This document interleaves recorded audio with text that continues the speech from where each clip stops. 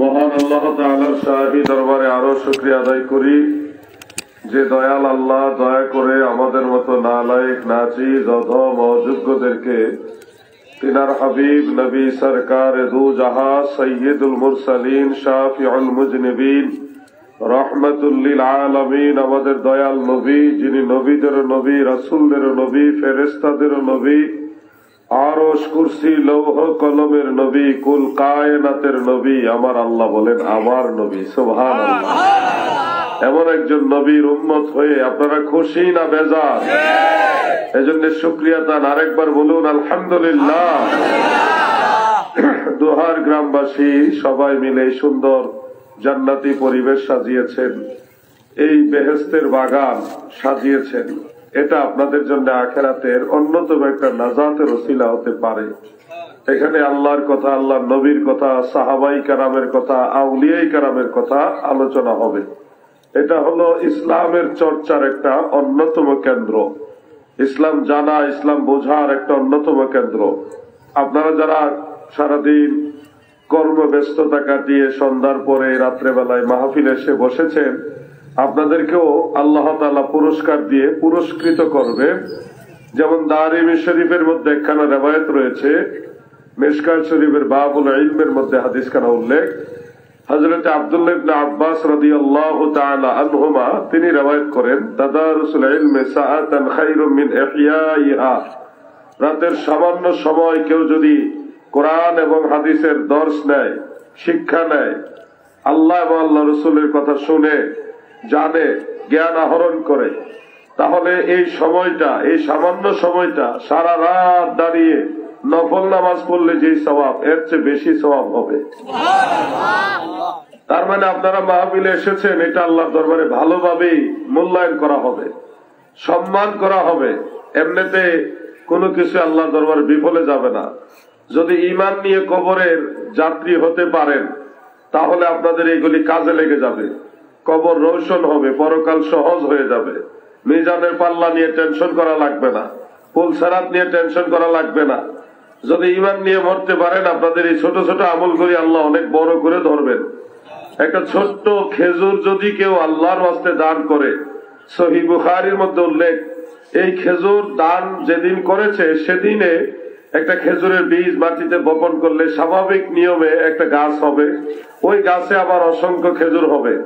সেই অসংখ্য খেজুর আবার স্বাভাবিক প্রক্রিয়ায় মাটিতে বীজ হিসেবে বপন করলে এগুলি থেকে আবার অগণিত গাছ হবে, ওগুলি থেকে আবার অসংখ্য খেজুর হবে। এইভাবে ধারাবাহিক কিয়ামতের আগ পর্যন্ত আপনার দান করা একটা খেজুরে যতগুলো খেজুর হওয়ার সম্ভাবনা আছে, দয়াল নবীজি বলেছেন একটা খেজুর দান করলে ততগুলো নেকি আল্লাহ আপনার আমলনামায় লিখে দেবে। খেজুর দান করছেন একটা, সওয়াব পাইছেন কতটা হিসাব নাই, বেগাইরে হিসাব, বেহিসাব নেকি আপনি পাইলেন। আল্লাহ যাকে দেয় এইভাবেই দেয়, আল্লাহ যাকে দেয় এইভাবেই দেয়, আল্লাহ যাকে নাজাত দিবে তাকে এইভাবে দয়া করবে। আপনারা টেনশন করেন কিভাবে ঈমান নিয়ে কবরে যাওয়া যায়, কিভাবে মদিনাওয়ালাকে ভালোবেসে পরপারে যাওয়া যায়। এটা হলো আপনাদের চিন্তা, আপনাদের চেতনা, আপনাদের মন মননে এই কথাটা প্রতিস্থাপন করেন যে আমাদের চিন্তা হলো আল্লাহর নবীর সাথে ভালো সম্পর্ক রেখে কিভাবে আমরা ঈমান নিয়ে মরতে পারবো, এটা হলো আমাদের মূল চিন্তা। এদিকে চিন্তা করতেছেন ঈমান নিয়ে মরবেন, ওইদিকে আরেকজনের জমির আইল কাটতেছেন, তাইলে কিন্তু হবে না। এদিকে চিন্তা করতেছেন নবীজিকে ভালোবাসেন, ওইদিকে আবার সুদের কারবারের সাথে আপনাকে পাওয়া যায়, এটা কিন্তু নবীর ভালোবাসার কাজ না। দাদু গো,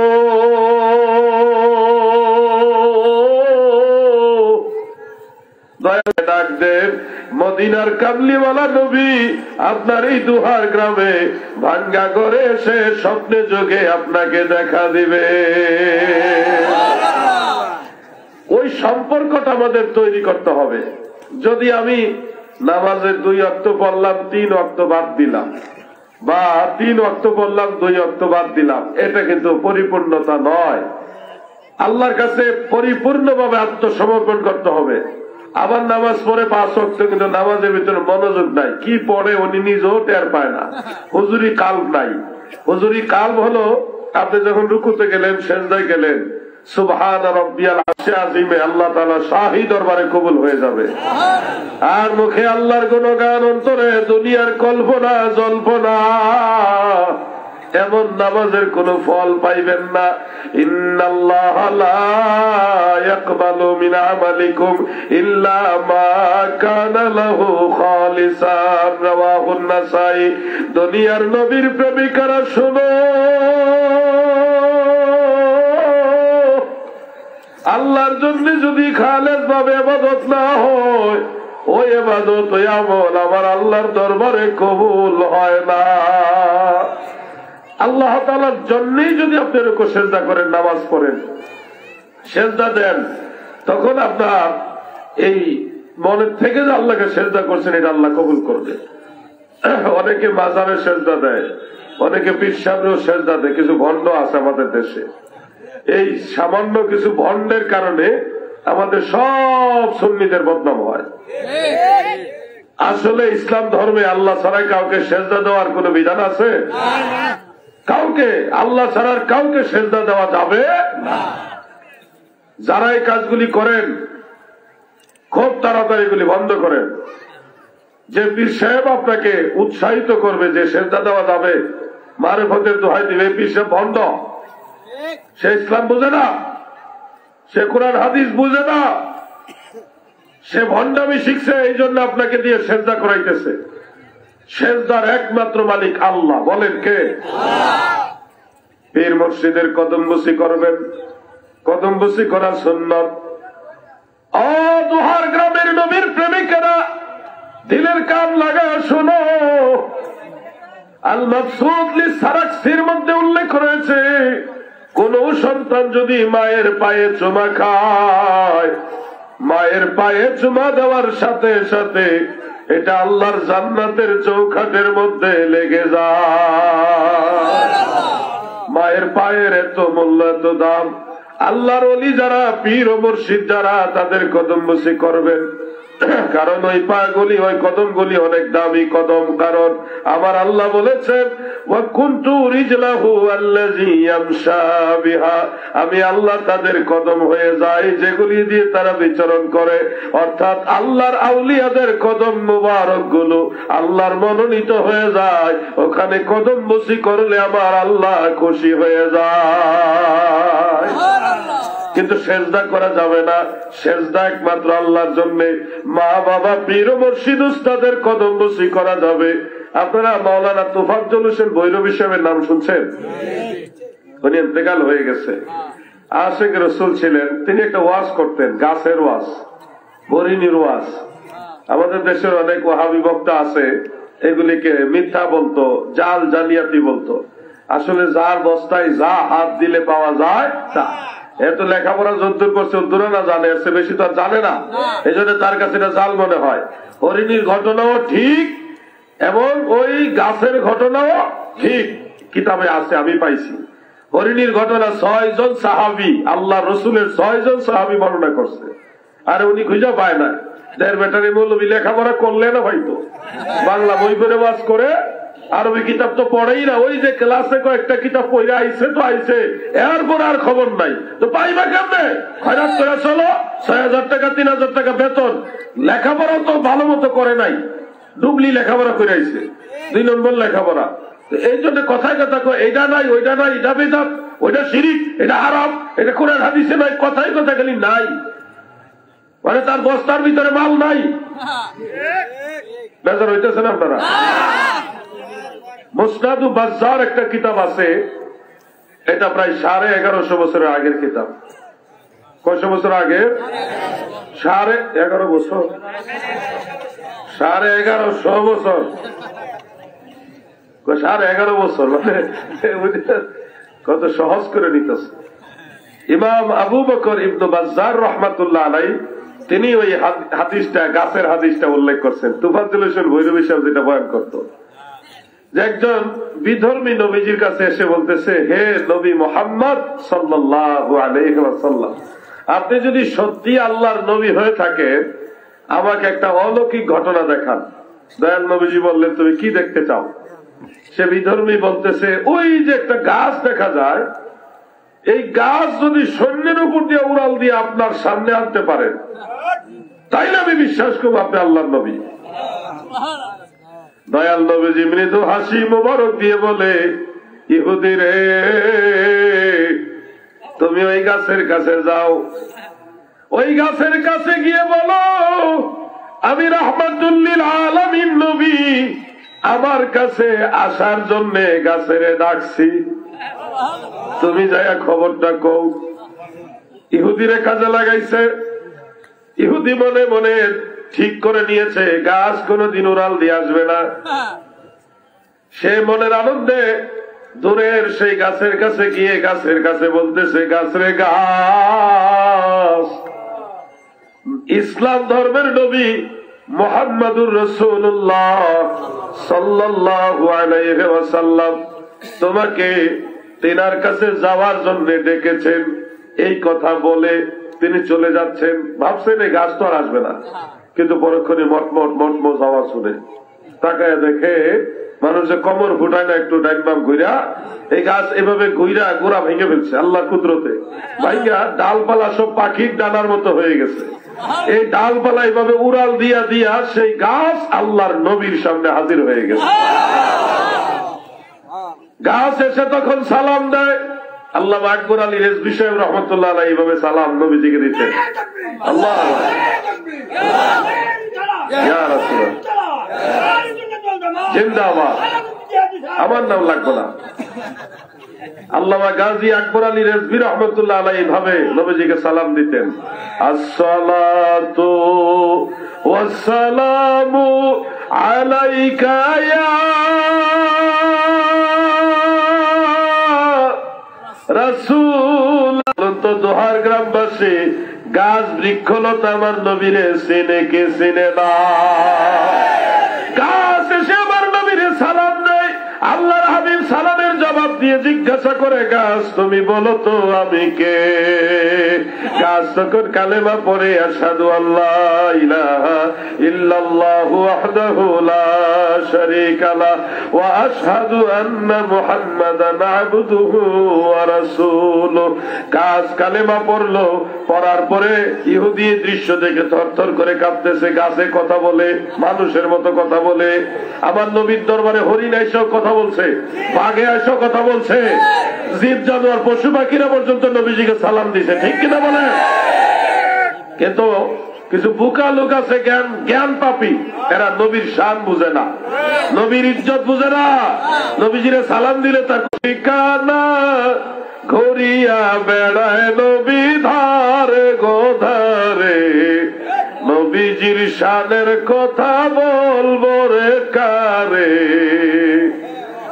আমার ভাই বাবারা, ইহুদি এই দৃশ্য দেখে থরথর করে কাঁপতেছে আর ভাবতেছে এই লোক কেমন লোক, যার সাথে গাছেও কথা বলে, গাছে যার কথা শুনে।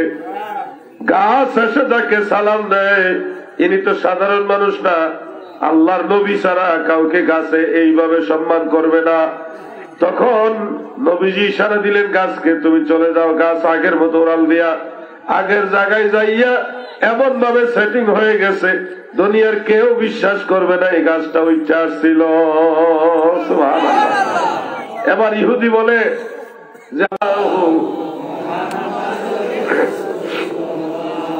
সাল্লাল্লাহু আলাইহি ওয়াসাল্লাম আগে ছিল ইহুদি, এখন হয়ে গেছে মুসলিম সাহাবী। যেহেতু ঈমান আনছে, এখন কি সাহাবী, ঈমান আনছে। এখন উনি বলতেছে, ইয়া রাসূলুল্লাহ, আমাকে আপনি অনুমতি দেন, আমি আপনাকে সেজদা করব। কি করবে? যুবক ভাইরা খেয়াল করে, এদিকে থাকা। উনি কি করতে চায়? সেজদা করতে চায়। দয়াল নবীজি বললেন, আল্লাহ ছাড়া আর কাউকে সেজদা দেওয়ার অনুমতি নাই।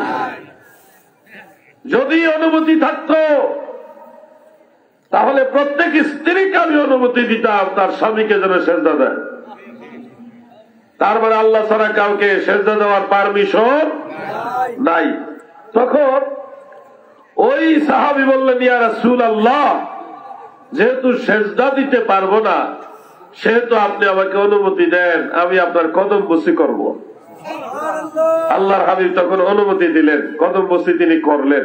তার মানে দয়াল নবীজির হাফেজ ওলিউল্লাহ আশিকি সাহেব একটা গজল গাইতো, সেই গজলটা আমার খুব ভালো লাগে, আপনারাও আমার সাথে গাইবেন। আচ্ছা, সাফাইতেছে, মানুষের কষ্ট দেওয়া ঠিক না, দাওয়াত দিয়ে আইন না মানুষের একজন সাফাইয়া বোয়ানো ঠিক না, প্যান্ডেল বড় করে। হ্যাঁ, মনে করেন 2-2.5 ঘন্টা একটা জায়গা 3 ঘন্টা 4 ঘন্টা মানুষটি বয়ে থাকবো, একটু লইরা ছিঁড়া বল লাগতো না? এই বুড়া বুড়া মানুষটিরে যে সাফাই একজনের কান ধরে লাগে আরেকজনের কান ধরিয়া মিলাই দিবেন, তখন তো এরা বদ্ধ দিবে, আমরা দাওয়াত দিয়ে না বয়াইতে পারছে না জায়গা ঠিক মতো। তা একটু আডু বেদনা করে, কোমর বেদনা করে, একটু অনেক সময় লরণ সরণ লাগে, তো বেশি চাপানো ঠিক না। তবে যেহেতু সভাপতি সাহেব কইসি পীর সাহেব মানুষ, ওনার কথাটা একটু সম্মান করতে হইব। তো আপনারা সাধ্য মতো যার যার জায়গা ঠিক মতো রাখা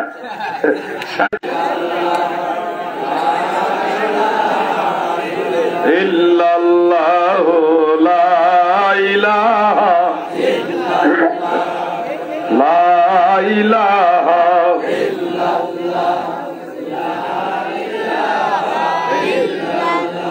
ওরুল হাসবি রব্বি জাল্লাল্লাহ মাফি কলবি গায়রুল্লাহ নূর মুহাম্মদ সাল্লাল্লাহ লা ইলাহা ইল্লাল্লাহ লা ইলাহা ইল্লাল্লাহ মারহাবা লা ইলাহা ইল্লাল্লাহ হক লা ইলাহা।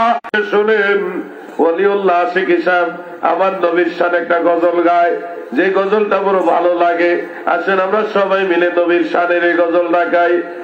আমি নূর কদমে চুমা খাবো, পাক কদমে চুমা খাবো, চরণ ধুলি মাখবো গায়, পাইলে নিরালাই গো নবী, পাইলে নিরালাই, পাইলে নিরালাই গো নবী, পাইলে নিরালাই। আমি নূর কদমে চুমা খাবো, পাক কদমে চরণ ধুলি মাখবো গায়, পাইলে নিরালাম।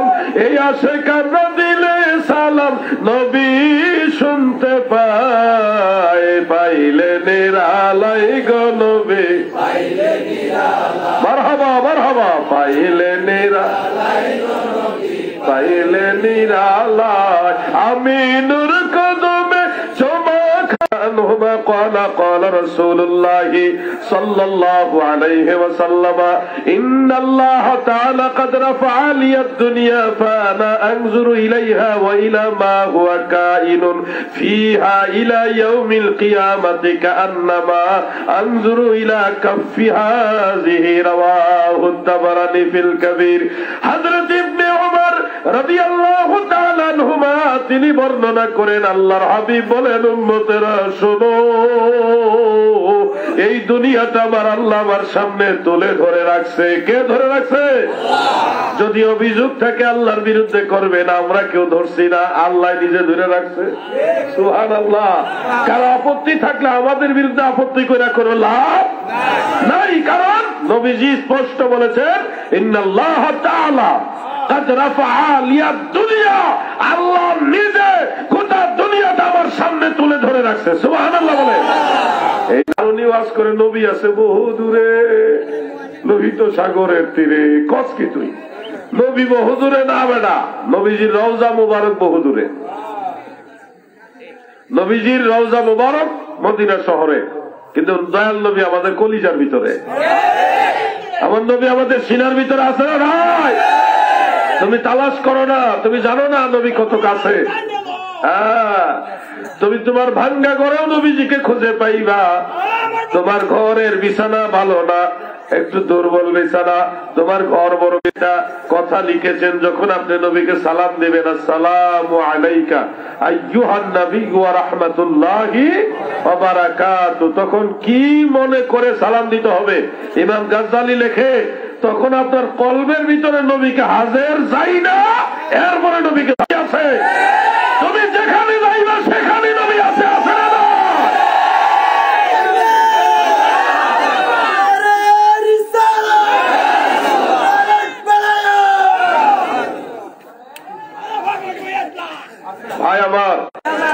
আছে তো মাশাআল্লাহ আছে। ওরে নানি আমার দেখছেন মুখ টুক বাইন যাইছে। আচ্ছা মাশাআল্লাহ। এরপর হুজুর তো আসেনি, আর সালামাবাদ দরবার সে লোক আছে, আর অন্যান্য দরবার মুর্শিদপুরের দরবারের মরিদানরাও আছে। আমরা সব দরবার, সব সুন্নি তরিকতপন্থীরা এক হয়ে থাকলে বাতিল আর কিছুই করতে পারবে। কারণ এই দেশে আল্লাহর ওলিদের বসবাস হাজার বছরের আগের থেকে। ত্রিপুরার যে একটা সন আছে হিসাব, ওই সন হিজরি সনের সাথে যখন ম্যাচিং করা হয় তখন দেখা যায় এটা সাহাবীদের সময়কালের মসজিদ। ওই সাহাবীদের সময়কালের মুহিউদ্দিন রুমি রহমতুল্লাহ আলাইহি, উনি কিন্তু গাউসে পাকেরও আগের, বড় পীর সাহেবেরও আগের। জানেননি গাউসে পাকের প্রায় 100 বছর আগের উনি এখানে আসছে। মিলাদ কিয়াম মানে না, মোনাজাত মানে না, এদের সিএসও নাই, বিএসও নাই, ঠিক কোনো খতিয়ানও নাই, এরা নজদের ইসলাম লই আইছে। হ্যাঁ, আমাদের পরিচয় আছে রোহিঙ্গা